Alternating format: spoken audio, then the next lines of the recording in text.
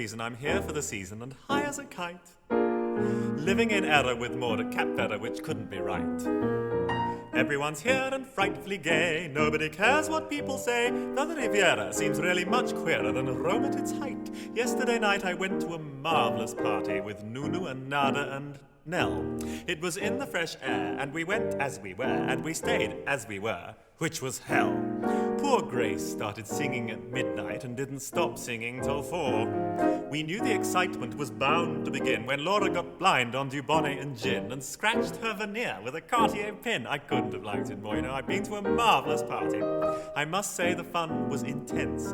We all had to do what the people we knew might be doing 100 years hence.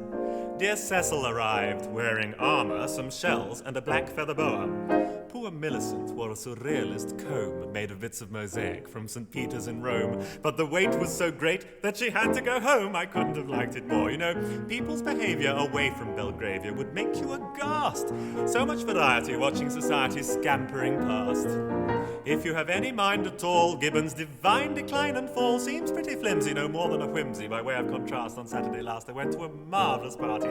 We played the most wonderful game. Maureen disappeared and came back in a beard, and we all had to guess at her name. Imagine. We talked about growing old gracefully, and Elsie, who's 74, said, A, it's a question of being sincere, and B, if you're supple, you've nothing to fear. Then she swung upside down from a glass chandelier. I couldn't have liked it more. You know, I went to a marvellous party.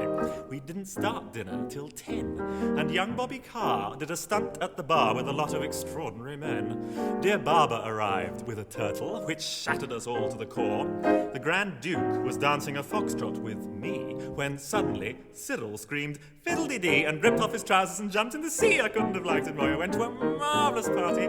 Elise made an entrance with May. And you'd never have guessed from her fisherman's vest that her bust had been whittled away. Poor Lulu got fried on Chianti and talked about esprit de corps.